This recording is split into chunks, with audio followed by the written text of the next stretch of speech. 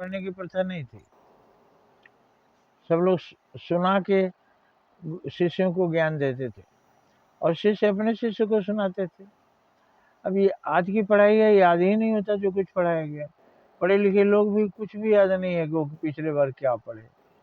वो नया पढ़ाई पढ़ते हैं, नई जिंदगी जीते हैं, तिकड़म पढ़ते हैं, 420 पढ़ते हैं। ये सब पढ़ाई बाद में पढ़ते हैं। किताबों में जो पढ़ा वो भूल गया। प्राचीन शिक्षा कौन सी थी कि इतने बड़े बड़े विद्वान पैदा होते थे, जिनको पूरा रामायण महाभारत वेद सब कुछ मुझबानी याद, मौखिक याद रहता था, जबकि लिखने पढ़ने की प्रथा नहीं थी। तो उस समय पद्धति थी कि लोग कहानियां सुनाते थे। ज्ञान को कहानी में बंद करते थे और सुनाते थे। कहानी आराम से याद हो जाती है, फिर उसका मीनिंग बता दिए। जब उसका मीनिंग बता दिए तो अब ऐसा याद हुआ कि कभी भूलेगा ही नहीं।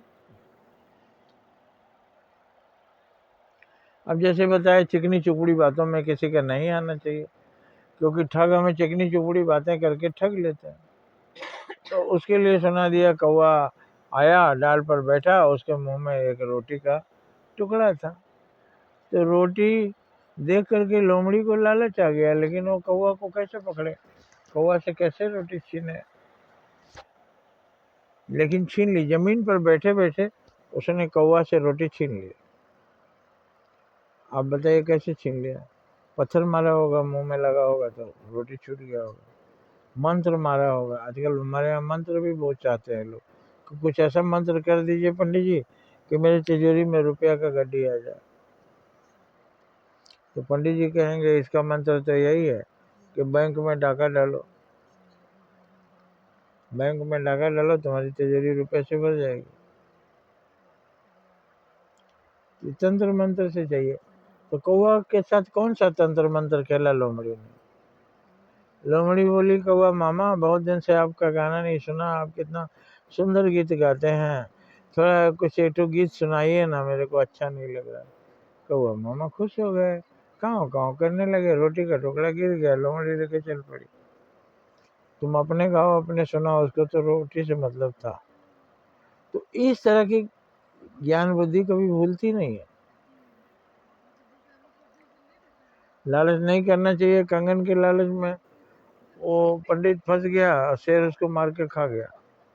तो लालच में पड़कर ही आप फंस जाते हैं। लालच मत कीजिए और रिस्क मत लीजिए। तो उस समय की पढ़ाई कैसी होती थी?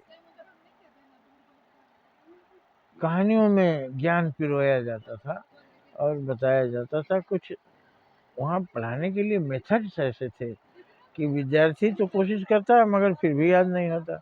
विद्यार्थी रात दिन जगता है फिर भी याद नहीं होता। इसका मतलब पढ़ाई में कोई दोष है।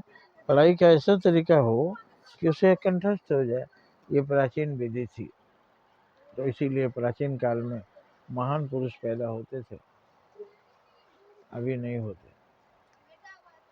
मेथड हमें बदलना होगा और लोगों को ध्यान देना होगा कि हम ऐसा तो नहीं कि सारा रामायण सुना दिया और दर्शक पूछा सीता जी किसके पिताजी का नाम था, तो सीता जी किसके पिताजी थे ये पूछ रहा है कथा सुनने वाला, कथावाचक ने क्या सुनाया? तो लबर लबर बंदगी गबर गबर दया, ना कुछ भया ना कुछ गया। ये बातें हैं। ऐसी पढ़ाई होनी चाहिए जिससे याद हो जाए और लोग विद्वान बन जाए और इतना परिश्रम भी नहीं लगेगा। तो हमें शिक्षा पद्धति में सुधार करना चाहिए। जय हिंद, जय भारत।